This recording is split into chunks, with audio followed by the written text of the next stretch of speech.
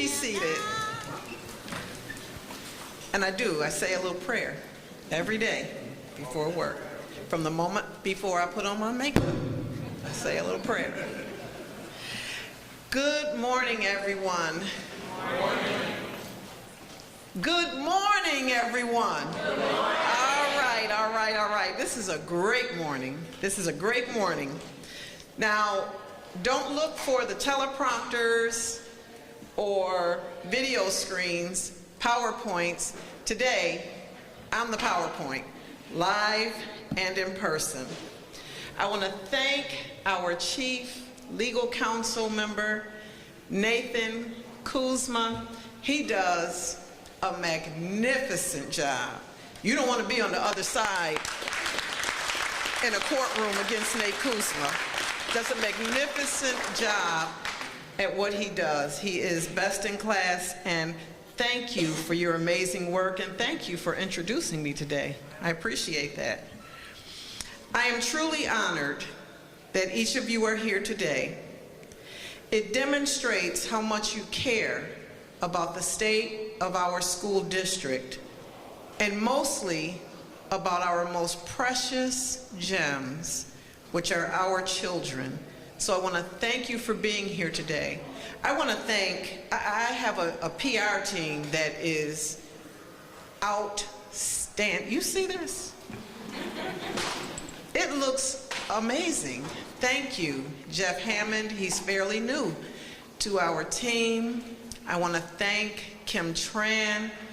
You know, they've kept me together all week on what needs to happen today so that I am able to share with you all of the good things that are happening in the Buffalo Public Schools and to make it look really nice and professional, because we're moving things to the next level. I need to thank my ladies, Nichelle Lowe and Linda Mercado.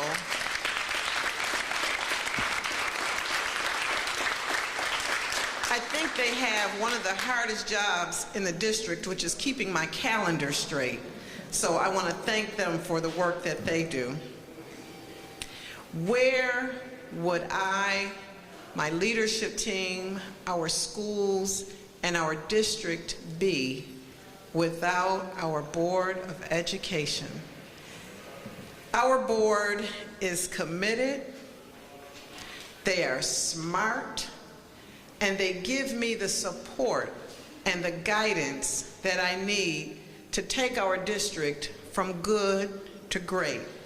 So our board president, please stand, Ms. Sharon Belton-Cotman. Our vice president, Mr. Larry Scott. Our board member at large, Mr. Terrence Hurd. And all 6 of our other board members. Don't think because they're not here that they're not supportive to the work we're doing. They do work jobs in addition to being board members, and they do have lives and they have grandchildren and they have to babysit and do other things. But each of our board members is very committed, and if we could give all of them, whether they are here or not, a round of applause.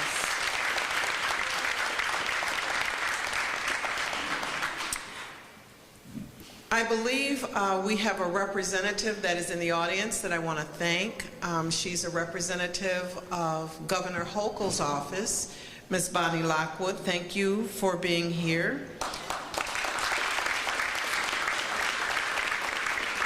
I have a lot of thanks, so you don't have to clap after everyone or we're going to be here for a while. But I also want to thank all of our state, county, and city officials who are present or not. I want to thank you for your constant support of all that the Buffalo Public Schools does as we work together on the betterment of this school district. I want to thank our entire Western New York delegation leaders. They do a lot of work in Albany to provide support and funding for our district.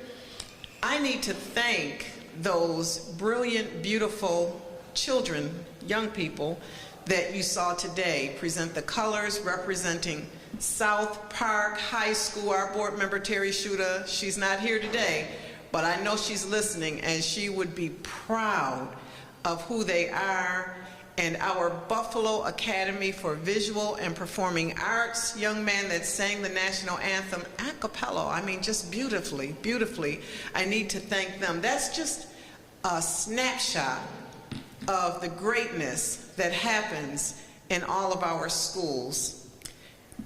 To our distinguished, esteemed mayor of the city of Buffalo, who I am proud to also call a friend, Mayor Byron Brown, I want to thank you for your leadership in this great city and for always looking for ways to partner with the Buffalo Public Schools on initiatives that benefit our young people. I appreciate that, and I dare not thank you also for hosting us today in City Hall.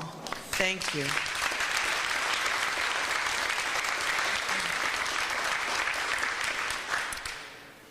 To the thousands of unsung heroes in our city who silently go about every day supporting all of our efforts, know that we appreciate you. We see the support and we appreciate all that you do. We need to also thank and show our appreciation to our 50,000 plus parents and caregivers of the Buffalo Public Schools, each and every one of them, and especially to our parent Congress leads. Thank you, thank you, thank you. We meet every month, and it's not always easy. The meetings are not always easy, but they are advocating not only for their own children, but for all 31,000 children in this district, and I appreciate it. I see your work and I appreciate it. Thank you to the beautiful and brilliant children who are so full of promise and who will be returning to us in 1 week. We'll all say a little prayer. They're returning to us. So I want to thank them, and I want them, if they are listening to this address, to know that in the Buffalo Public Schools, we promise to celebrate their brilliance and the diverse assets that they bring to us each and every day. I look out in the audience and I see friends and partners. Kaz Rodriguez, you do so much to support our district, and you don't have to, but you do, over and over and over. I look out and I see David Rust, visionary leadership, always looking for better ways to partner. I look out and I see our commissioner, Joe Gramalia, and I see our chief, Chief Young, you know, and your work is not easy. I know it's not easy. And I know you hate getting those speed dial calls from me, you know, but we're all working together. And I would be remiss if I didn't mention we have a former interim superintendent in our audience today, Yvonne Hargrave. Please stand up, Yvonne.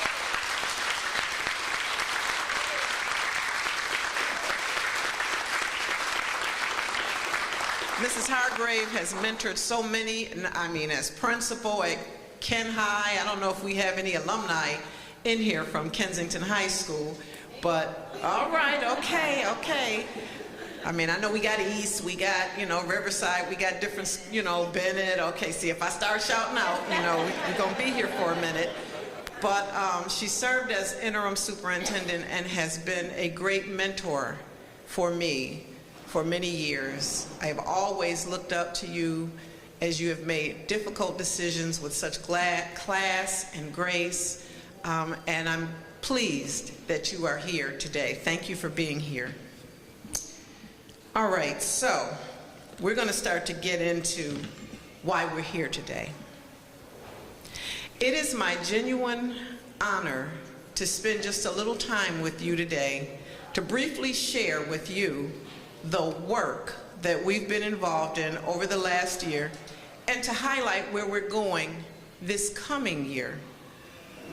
Upon getting appointed as the interim and then permanent superintendent of the best school district in New York, in the nation,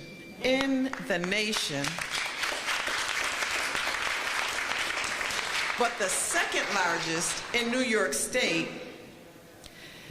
my leadership team and I embarked on a vast, wide and deep, citywide listening tour. We visited schools, community centers, and churches, and even some businesses, just to listen. We just wanted to hear, to listen what diverse stakeholders had as their vision for our district.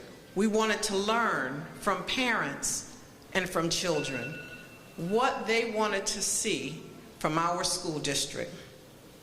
We were good, but we were not great, and our children deserve great. So we embarked upon that endeavor.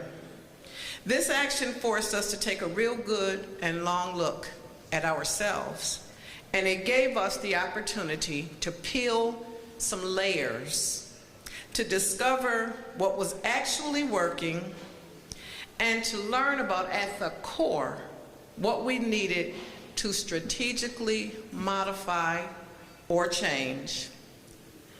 My daughter's coming in late, and my grandson coming in late. Welcome, girls. Yeah, I put them on blast. Yes, I did. Yes, I did. Coming in like in church with the one finger. Okay, but I'm glad they made it. I'm glad they made it. So the outcome of that, I'll get it later, yeah. The outcome of that work was the creation of our strategic plan, which I'm very proud of, because our plan focuses on 5 guiding principles that we will achieve by 2025. We will. Together, we will use our 5 by 2025 strategy to place a high premium on safety and wellness, including anti-bullying. We will advance a curriculum that engages students in schoolwork that is meaningful and rigorous.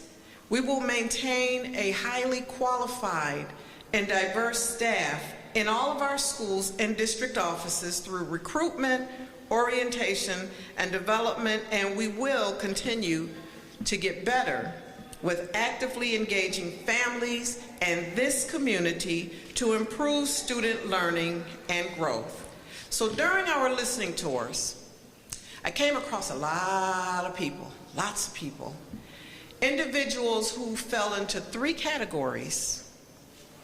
Those who were uninformed about what our accomplishments were in this district, those who were misinformed about our efforts and the work that every day, the good work that goes on in our schools, and then there were some who were informed about where we were in our work. But once I realized that we had those 2 groups, uninformed and misinformed, my purpose became, as a new superintendent in a district that I've been around my entire life, since I was 5 years old, to make sure that we got more people in that 3rd category of people who were informed than those that were uninformed and misinformed.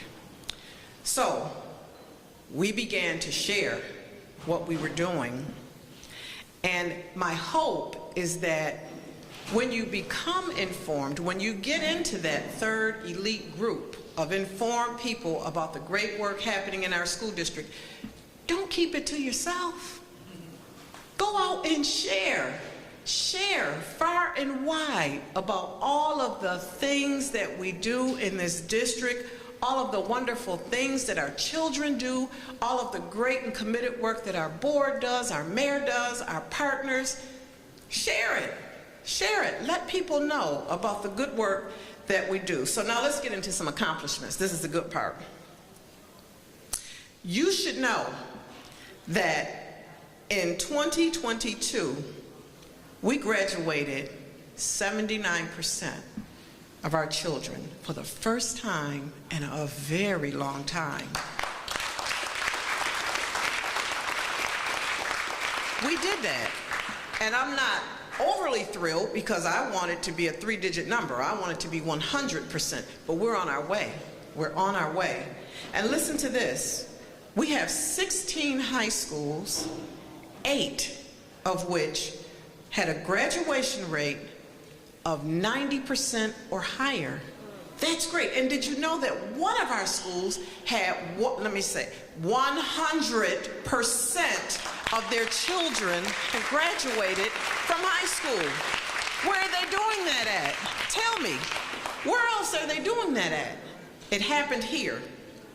And I'm not sure if you were informed also that right here in Buffalo, New York, in the Buffalo Public Schools, we do have some of the highest performing schools in the state of New York. Now that's a narrative you don't hear a lot about, but if you ever give me a microphone in a minute, I'll be happy to continue to share that narrative with you.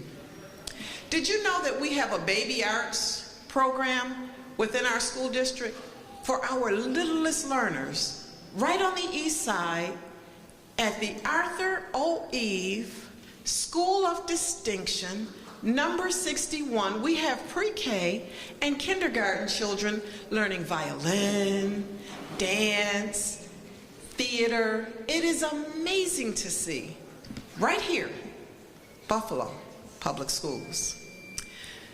Did you know that Leonardo da Vinci High School made it to the best performing high school in America list? Did you know that? That's amazing.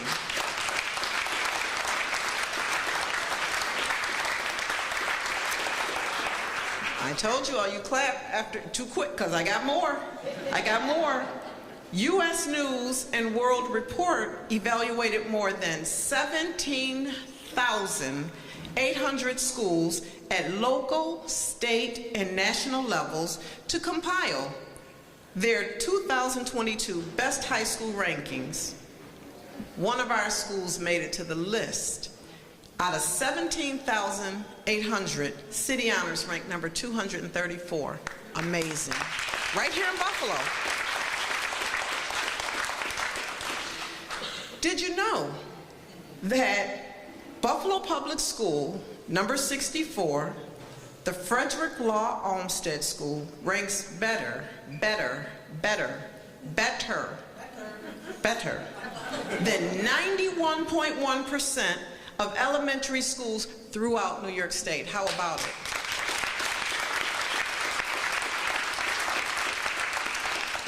This is the narrative that is not shared enough.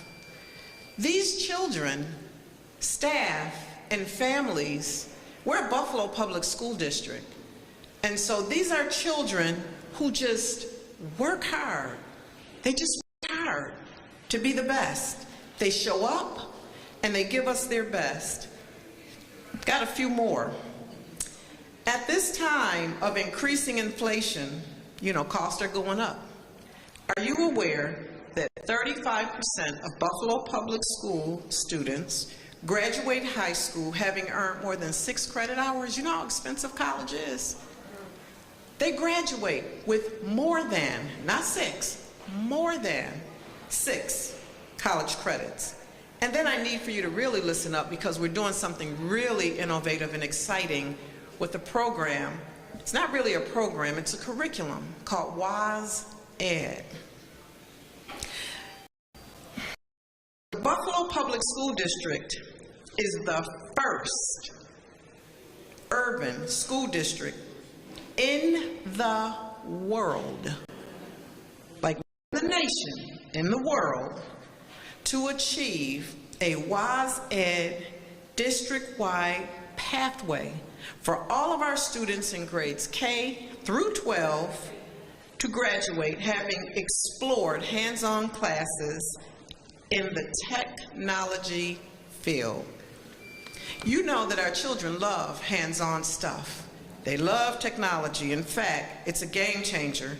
I think about my grandson who is sitting here at 6. He can look at a pack of Legos without looking at directions like his Lala has to do and can start building, just looking at it. Our children just are programmed that way in 2023, and so they love it. So I know that this curriculum going from kindergarten through grade 12 will be a game changer. So you wonder, what is WASD? Who is WASD? Steve Wozniak is a rock star. Steve Wozniak joined Steve Jobs, and they started the Apple. We all got Apple something or other, or have come across it, corporation. And they have welcomed, well, he has welcomed the Buffalo Public Schools into an elite group of school districts who focus on STEM.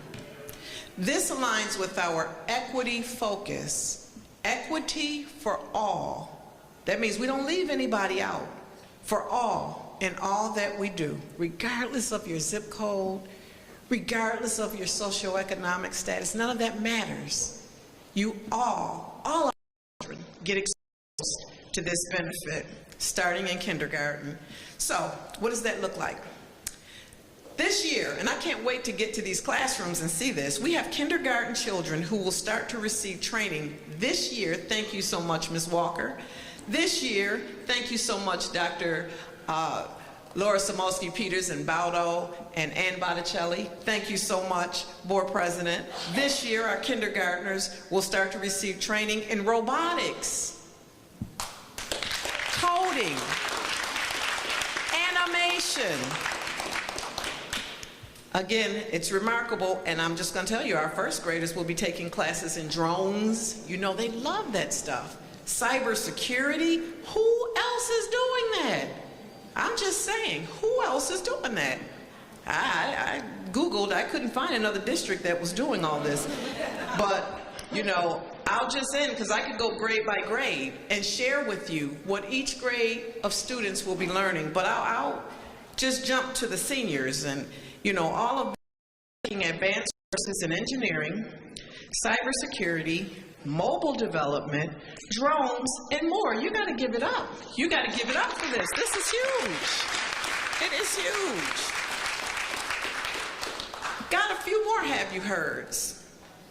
Have you heard that many of our 8th grade children take high school algebra, and that this year, more than 64% of them passed and will go on to high school with a high school credit under their belt. So I need for the narrative to stop about our children being unprepared. Now, we are not where we need to be, but we are not where we were either. Our children were focused. We have been data-driven. We have provided the supports. And this past summer, we intentionally began an accelerated mathematics program for rising, get this, 6th graders, so that they are even more prepared by the time they get to 8th grade to pass algebra, a high school course. We're starting in 6th grade now, and we're spiraling up. That's what we're doing. So I need to thank our principals, teachers, and parents for enrolling their children. I know summertime is a time when our kids want to, you know, they want to hang out and play at the playground and all that, but we got a group of 6th graders that were committed to coming to school every day, learning some advanced mathematics and grappling with that so that they're ready by the time they get to 8th grade to pass a high school course, which is difficult. It's a gatekeeper course, but they'll be ready. Remember, my only focus for holding a State of the Schools address is to make sure you leave here today informed. So I'm bragging a little bit today. I'm like a proud mom. So I need to share a little bit about a quote that many of you have heard me say, and I'm gonna say it again today. By the year of 2025, by the end of the school year, I need for all of our third graders to be reading proficient. Now, I know that's pie in the sky, but if you shoot for the stars and you don't make it, you still fall on the moon, right? So I'm shooting, I'm swinging the bat. I want all of our third graders reading by the end of the year, 2025. So you heard one of my favorite songs today. You know I like Aretha Franklin, I like Marvin Gaye, I'm a Motown kid. I do say a little prayer, but I also believe in strategic hard work too, to go along with my little prayers. So I want to share with you some data on where we are right now with that, because when I made that statement, our children were first graders last year who will be third graders in the year 2024-25. We've been watching them. We've been watching. And you know, our curriculum team has really been working hard with all of our children, but especially with that group, because I've made that statement publicly that all of them by the end of third grade will be reading. So I need to share with you where they ended the year in June of 2023. They started the year, this is post-pandemic, where we know across this nation, all of our children experience learning loss and difficulties. So at the start of the year last year, our first graders' reading proficiency was 35%. And I thought, oh Lord, you know, I've made this public statement that all of them will be reading by 2025. And at the start of the year, we had 35%. I got nervous, but I got a team of folks that stand with me and that believe in the vision that we're putting forth. So by the end of the school year, ready? 48% were reading proficient. So we went. That is worthy of applause. That means that almost half of our first graders at the end of the year were reading proficiently. Now, we don't go back. That's not who Tanja Williams is. We don't go back. Only continue to build on that. So if almost half were reading proficiently in June, we did a lot of work this summer to get those babies enrolled in summer school. Mayor had a reading challenge. We made sure that we had our children engaged in that. We're going to do everything we can to give every child that opportunity, because if they can read by the end of third grade, some of the things that you may see in high school, you won't see, because we got it right on the front end. So I'm excited about that. And I just need to share that for math, our children also increased their proficiency levels from 19% to 28%. We got a lot of work to do. We got a lot of work to do. We acknowledge that. And we're not afraid of the hard work. I share that to share our data is going in the right direction. So I might as well keep going, because I got a few more things. You know, you've heard some narratives about suspensions in the Buffalo Public Schools. Some folks say we got the highest in the country. And I thought, my goodness, if we got the highest in the country, I should be afraid to go in some of these schools, because when I go in, I don't see any of that. Let me tell you, we are not even near. We're not in the top 20, we're not in the top 10, and we certainly do not have the highest rate of suspensions in this country. That is a narrative that's out there that we got to start speaking about and correcting. We got to start looking at our data and telling the truth. Now, we got work to do, but we're not going to stand back anymore and just take, you know, statistics that are thrown out that are not true. We have a lot of good work going on in our schools, implementing restorative practice, action plans, ensuring that our staff this past year were trained, thank you, Dr. Brown, on the code of conduct. We have a code of conduct that we're always refining, that our board looks at closely and makes sure that we follow it. We partner with our Buffalo Police Department. We have school resource officers who are trained to de-escalate situations in our schools. We have a school security team Thank you, Chief Lark and Executive Director Wagstaff that trains and works with our security officers, and we have steadily increased in a major way the number of school security officers that we have in our schools, and they're not there to engage physically with children.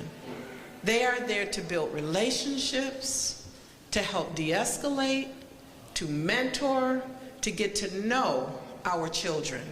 And I appreciate that. And it is because of all of those things that during this post-pandemic time, where across this nation we have all seen adult behaviors and children behaviors that we've never seen before, that we were able to decrease our rate of suspensions by 11%.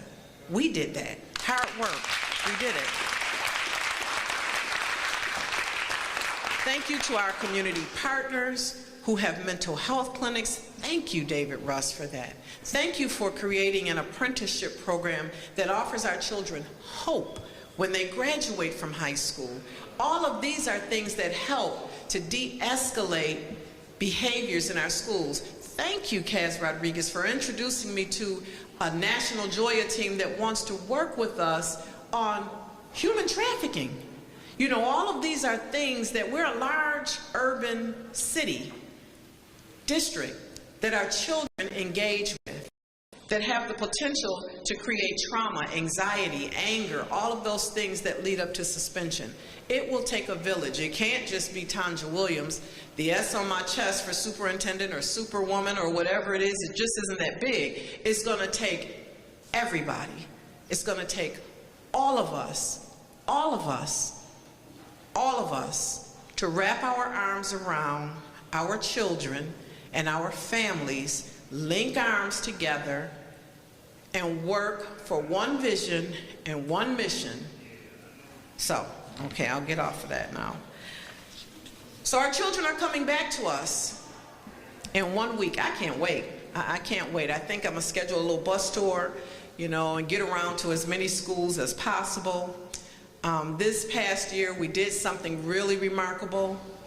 Nate Kuzma, who's our chief legal counsel, when I came into the position, we had 6 outstanding contracts. We've got 11 bargaining units that we work with. Now, you know, anybody that works with bargaining units knows it can be a challenge, right? But we had 6 that were outstanding, and I am so proud today. All 11 of our bargaining agreements are in good standing. I don't know if that's ever happened.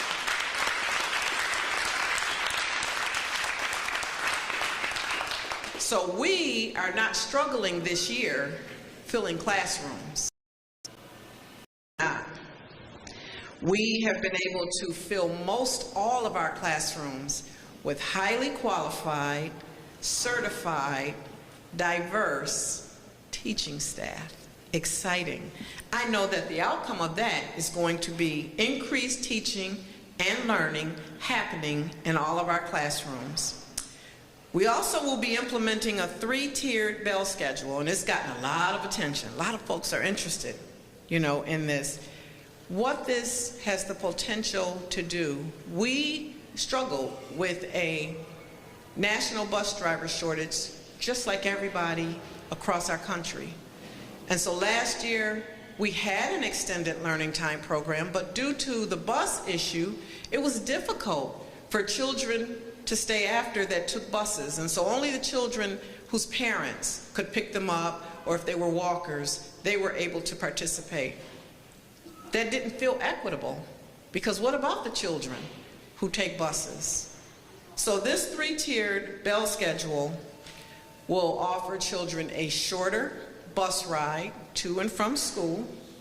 I'm most excited that it will increase instructional time in the classroom. They're not spending an hour and a half on a bus, spending an hour and a half in class, learning, engaging, socializing.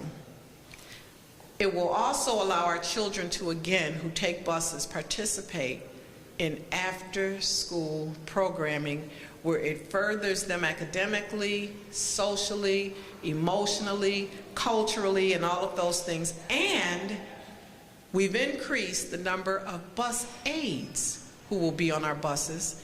And so the drive to and from school will be safer. So I'm excited about the three-tiered bell schedule now. Always on the first couple of days of school in any district, you know, there are things that can happen. Everybody's getting used to everything. This is new. But we have done a lot of frontline work on it. We're going to continue to do that. And we believe that this initiative has the potential to solve our bus driver shortage. First Student Buses, the bus company, they brought in some drivers from out of state. They have more drivers to help ensure that our children get off to their first days of school timely, safely, and securely. So I'm excited about that. So that's a little bit about, I mean, because I could go on and on and on. That's where we've been for the last year. So today, where are we? This is our year of action and accountability. AAAs. Remember AAA? I mean, that's how I remember it. You know, you go when you're taking a trip before Siri and all of that, and you get those map ticks and highlights of, you know, where you're going and all that. So this is our year of action and accountability, and we have a roadmap too for where we're going, so that if we get off track, we can get back on track, just like they had. We have cultivated a lot of trust with the stakeholders in this community this last year. Now it's time to produce. It's time to produce. So I've met yesterday with all of our building leaders to share that action and accountability is where we're going. Our Board of Education initiated us working with the Council of Great City Schools, and they work with the largest school districts across this country, because what they are focusing all of us on this year and moving forward is focusing on student outcomes. Got to be focused on the outcomes, because our kids, I mean, they do a lot of great things, but what was the outcome? So we'll be focused on that, and this year it's just 3 areas. You know, I had a laundry list of things that I wanted us to accomplish, but this year they've narrowed it down to us for 3 things. Increasing the literacy skills for all of our students. That's what the board is charging me in working with my team with doing. Increasing the literacy skills. And while we're doing that, also, number 2, increasing the mathematical abilities of our children. And the 3rd is increasing our graduation rate. Those 3 things, we can all remember those, because what we're going to be requiring of any partners that are working with us is that they also are focused on those 3 things. We got to all be rowing in the same direction. So we can't have folks coming from the left side wanting to do something different than what we're trying to do, which is increase those literacy skills, increase their mathematical skills, and get them to a place where our graduation rates are increasing also. Our children have got to know and understand how to read, write, comprehend, perform well, speak articulately, understand text. They have got to do it. And again, you know, you've heard that our classrooms are full this year of highly qualified, certified teachers who care. Now, everybody that interviewed for Buffalo Public Schools, we couldn't hire, because that's my little caveat. I know that everybody's certified and licensed. If you make it to an interview, you've passed already through, you know, making sure that you've got the certifications, but you got to care. You got to have high expectations for all of our children. And I don't want to hear about, well, you know, they grew up here, and they're from a single family home. Got to care about all of them. All of them. Every single one. Even on days when they present, and you know our children can, present extreme challenges. They're children. That's what they do. But I need folks that can see past some of that and see how can we work with partners to get them the supports that they need. So I believe that, you know, what you inspect is what you expect. And we will be inspecting our data because we're expecting that our data is going to continue to move higher and higher. So those are the areas that we will be focusing on this year. Now, does that mean we're abandoning everything else? What about safety? What about suspensions? What about No. It's a both and. It's a both and. Because if we don't keep our eye to the prize on those things, then we will never experience increased literacy. If kids aren't feeling safe in class, how are they going to learn? So we'll still be focusing on nutrition and making sure that our children have the medical care that they need, making sure they get the counseling that they need, making sure that we're continuing our work with the BPD. All of those things will help them to achieve the 3 goals that we have. We're going to continue to keep our community informed. If you have any access to any kind of technology, you've come across the Buffalo Schools, because we're out there. We're on Facebook, we're on Twitter, we have a radio show, we're on billboards. You know, we're out there. We're out there because we're constantly trying to build our brand and to reassure families that the Buffalo Public Schools is a great place to put your children in school at. If you want a place where it's diverse in the population, it's diverse in the programming that we offer, having staff who care, having a team of parent leaders that you have access to, Buffalo Public Schools is your place. So our Wednesday with Williams will be starting back up. You know, we'll be starting back again next week. I'm very excited to share that we have a Gold Star instructional program that our district implemented along with our Say Yes partner. And it's for our littlest littles, the 3Y program. Imagine 3-year-olds in school, and it's free. It's free, right, David? It's free. It's called the Little Scholars Program.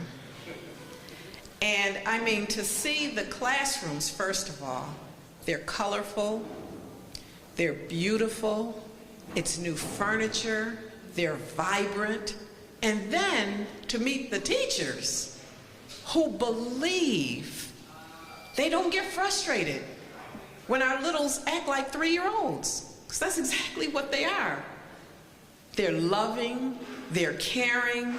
Our children are now in those programs leaving that classroom knowing their names, because I've come across children that because they've been called a nickname all of their life, they think that is their real name. These children know their names. They learn their colors. They learn the alphabet. They learn their numbers. They make friends. They're growing independent. They know how to follow direction. It's amazing to see. Last year, we started with the program at West Hurdle and at School 90. This year, we're adding 4 additional classrooms. Thank you, Dr. Carestas, for your work with this.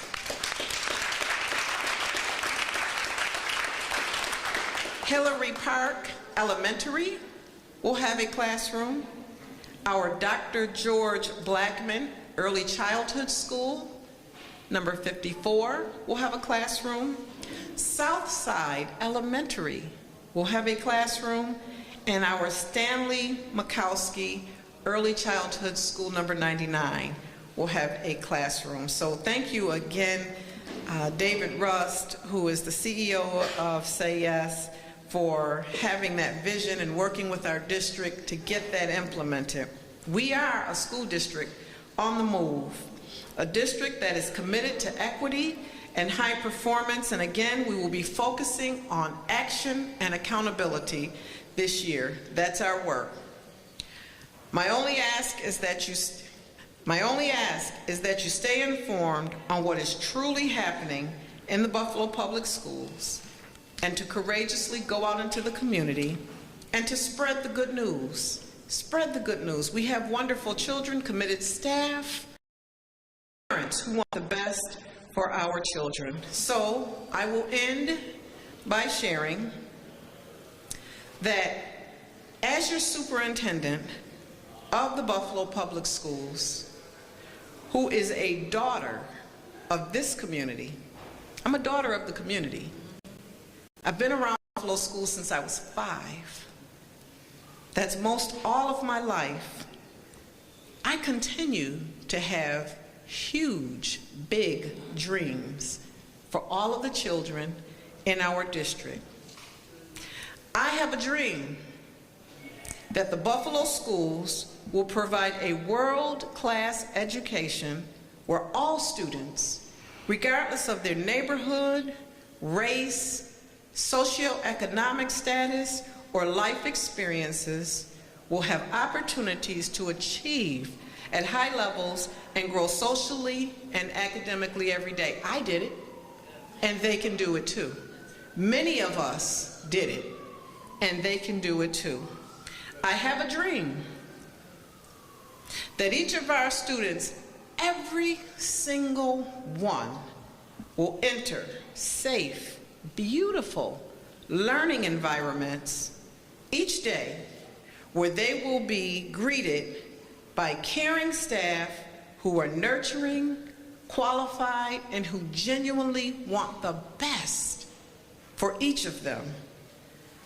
I have a dream that our government and civic leaders, business and faith-based leaders, as well as our parent and community advocates, will partner with the Buffalo Public Schools to assist us with providing much-needed resources, services, and learning opportunities for our young people. I have a dream that our students will be picked up each morning on school buses by drivers and caring bus aides who greet them with warm and genuine smiles and get them safely to and from school. Finally, these have been my dreams for a very long time, and I finally feel like we are positioned where I can wake up, and I'm woke now, and these dreams can become a reality. We are positioned perfectly for that to happen. So as your superintendent, who is going into her second year, leading a wonderful, phenomenal district, know that I will be laser focused, I will be supportive, and that I remain humbly grateful to all of our children and all of our families in this great school district. Our children are coming, and we are ready. Aren't we ready? Okay.